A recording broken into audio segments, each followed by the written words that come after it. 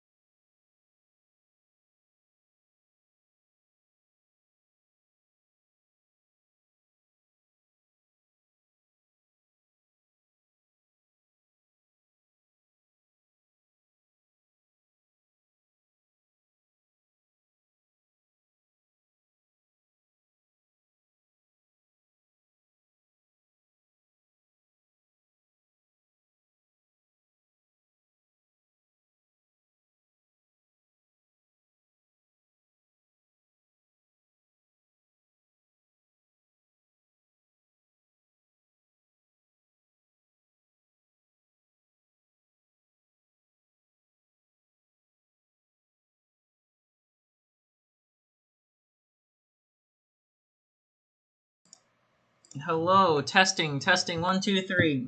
All right. So today's workshop, we're going to be doing the intro to encryption and cryptography. This is our whatever workshop. We're doing good, guys. All right, let's get started. All right, first off, can someone chuck this attendance link in there for everyone who's here? Please fill out the attendance link. Lets everyone know who's here, and so SA knows we actually have people who show up, so they give us budget, fun things like that. So can someone toss that in there? I'll wait a minute until everyone can.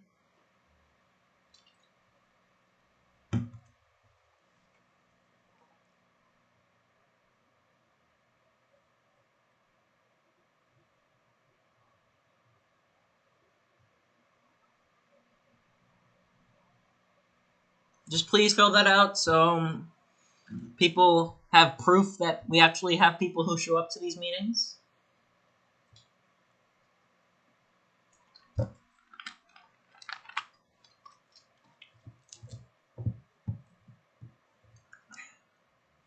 All right, I'll give you guys like 30 more seconds to fill that out.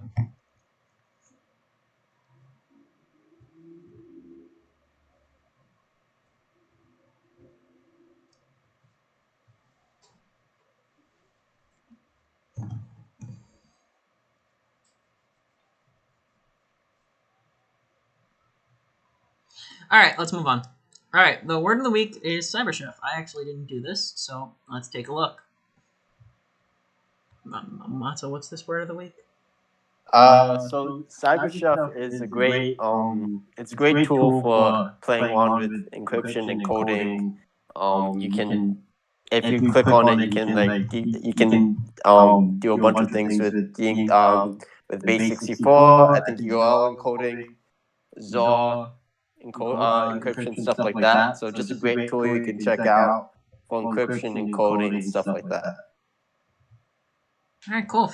Check it out, and links there. Let me get back to the presentation. All right. So first, you guys have probably all been here before. So if you guys haven't, we're going to be using putty again. So everyone should go to this website. You should click the thing that says Windows, download if you're Windows, and just download this one right here.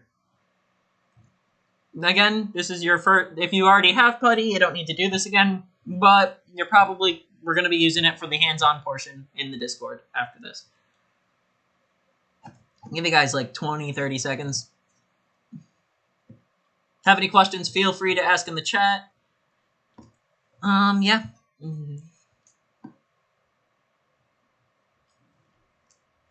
If you guys haven't, make sure to follow the Twitch so that you get notifications every time we go live with our workshop every Friday. And plus, so it looks cool that we have a lot of followers.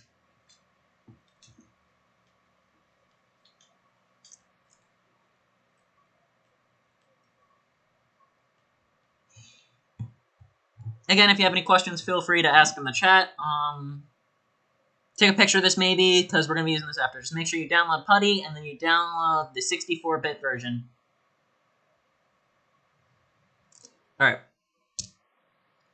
All right, first things we're going to get started off is, what is encryption?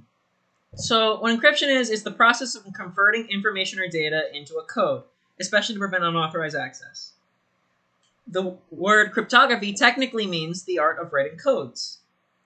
Why should we care as students? If you guys are going to CNY Hackathon, well, not going to, virtually joining CNY Hackathon this year and stuff, Capture the Flags absolutely love cryptography questions. I know when I was at CNY Hackathon, we had at least like an entire whole section on cryptography. Yeah. So there's 3 different kinds of like encryption, encoding, and hashing. So encryption, the main reason why you want to use encryption is to maintain confidentiality of data. Think about like secret codes and like spies and stuff. But like in a more modern thing, it'd be more like protecting data and passwords and information. We're going to get into this in a little bit, but encryption does use keys, and it is reversible.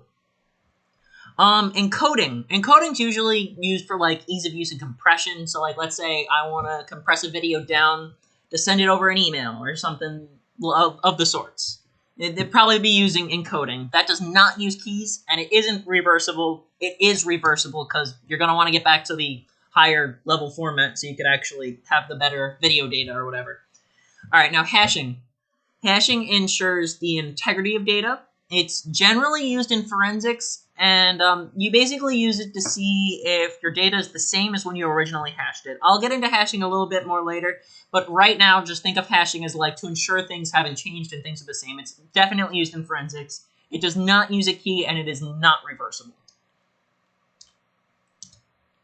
All right, so as we're talking about here, keys. Encryption uses keys, but encoding and hashing do not. What a key is an encryption key is a random string of bits created generally for scrambling and unscrambling data. Encryption keys are designed with algorithms to ensure that every key is unpredictable and unique. So it's a way to basically, like, it's a secret code you're going to encrypt or unencrypt something with. We're going to go a little bit into more of that in the next slide. All right, first type of key encryption we're going to be talking about is public key encryption. It's also known as asymmetric. In this form of encryption, keys come in pairs, as you can see here in the nice little diagram.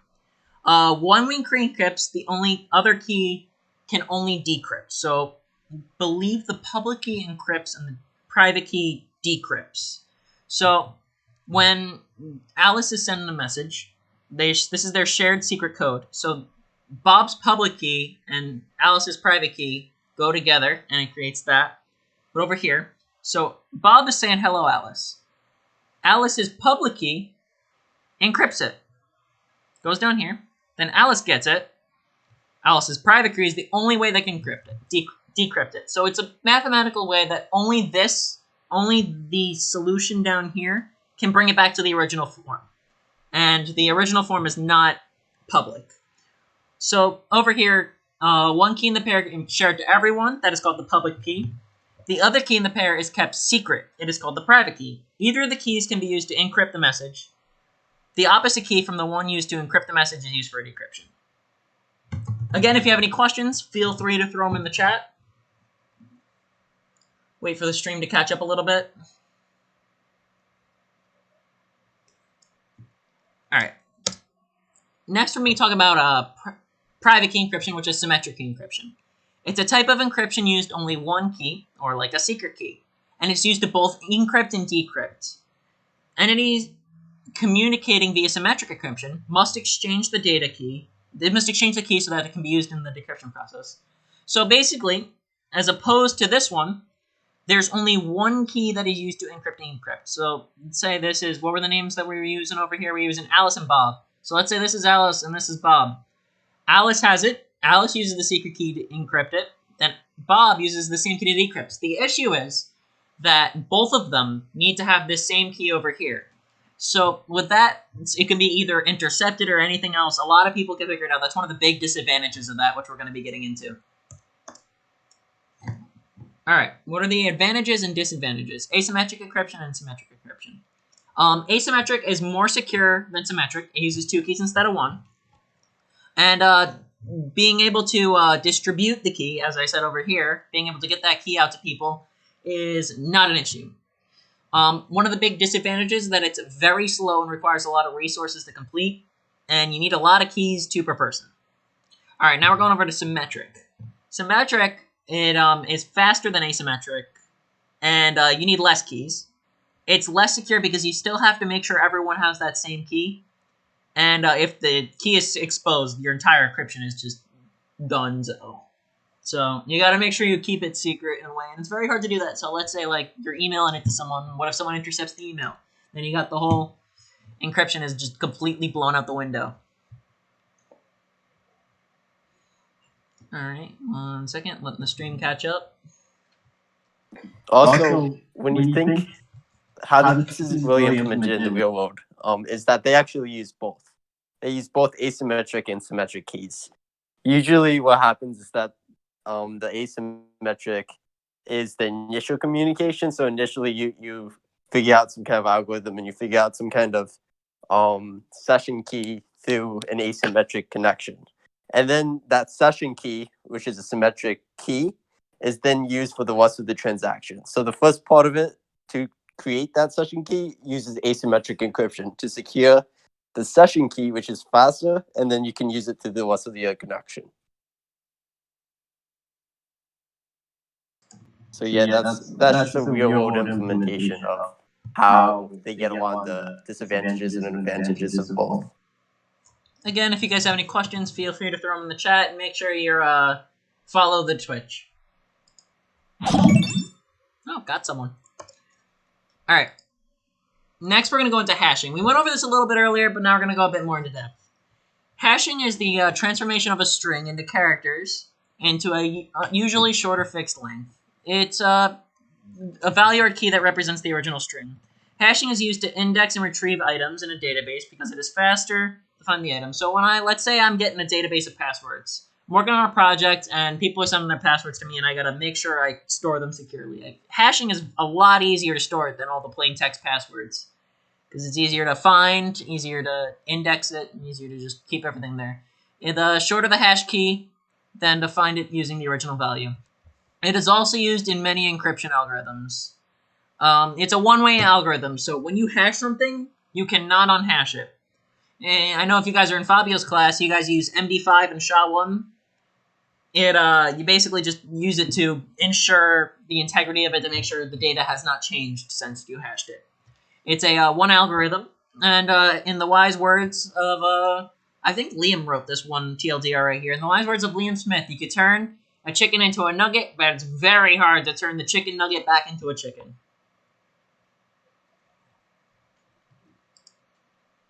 Alright, next thing we're talking about is hashing collisions.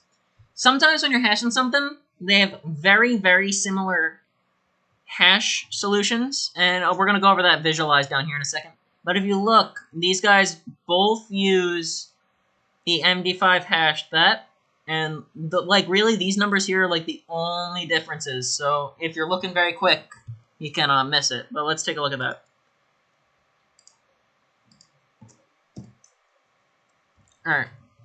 As you all know, the two blocks there, they produce an MD5 collision. So we're looking at, this is basically it visualized. If you want to take a look at this too, you could look it over there. It's really interesting. Whole lot of math and stuff. Yeah. Well, we're all the way back here. Nice. Nice. Please hold. Yeah, these are also going to be in the slides, which are going to be posted on our GitHub, too, if you want to take a look at that in a little bit more. Alright, now we're going to go into cryptography a little bit. This is the Caeser cipher, also called Route 13. The Caeser... No, where's the little pointer? I like pointer. The Caeser cipher is a cipher which uses the alphabetic order to encode texts. So, over here, in this, A would mean M, B would mean N, C would mean O, D would mean P, and so on. So H, if you look over alphabet, there's T, and so on. It's basically a Caeser shift cipher, so everything just has a shift over to there.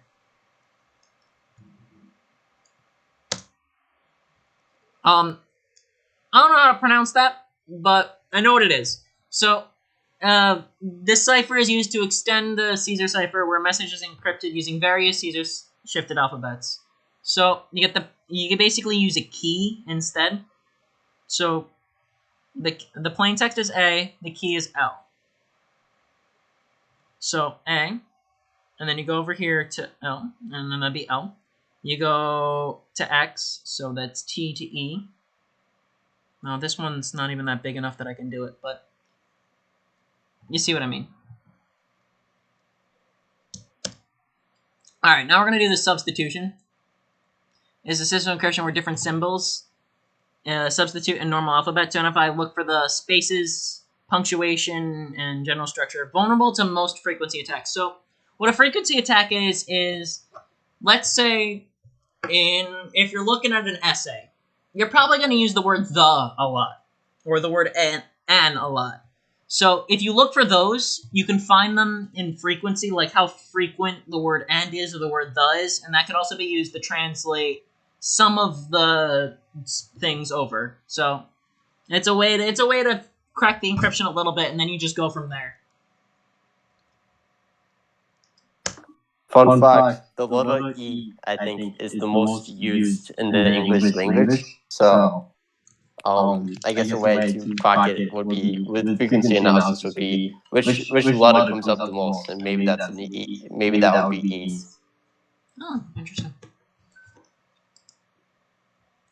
Alright, so anti-encryption. Encrypted text is sometimes achieved by replacing one letter by another. To start deciphering is useful to get a frequency. Hey, we were just talking about this. So E is actually the most, yeah, then it goes T, then O. So if you look for, let's wait until that thing moves. So see that at the bottom there? You could use that as a frequency analysis. That was in one of the cool little things that I found on the site. Here's the site there if you guys want to look into that a little bit more, but it's definitely a way to crack some encryption. Alright, next we're going to look at base 64. It's a mechanism to enable representing and transferring binary data over mediums that allow only printable characters. It is the most popular form of base encoding. Others are base 16 and base 32. So, how to recognize it, usually base 64 includes an equals at the end of the encoding. I actually don't have an example here, but this is a way to, you can see this for encoding, so 7 each, and so on.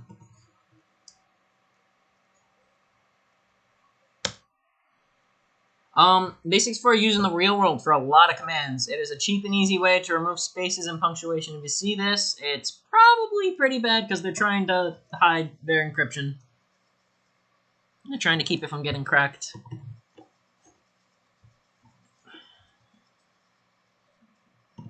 Again, if you have any other questions, feel free to ask them in the chat. Alright, we're going to go on to the activity time. You're going to head on over to this website right here.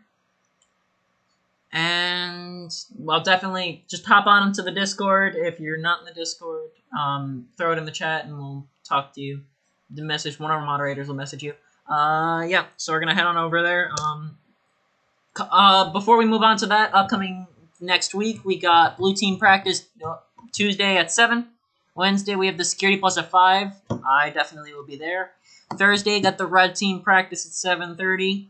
Friday is Forensic something. It's going to be a mystery forensics workshop on Friday. And there's the man himself. Alright, and feel free to follow us on all social media, and please, please, please join our My Involvement. And you can scan these QR codes. I'll give you guys a second before we move on to the hands-on version. Please hop over to our Discord, into the workshop chat, and we'll get started on the hands-on section.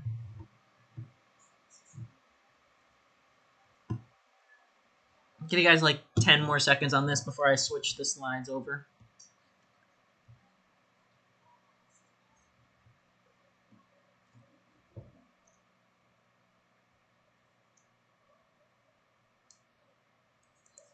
Alright, we're going to go back over here. Alright, see you guys on the Discord. Thank you.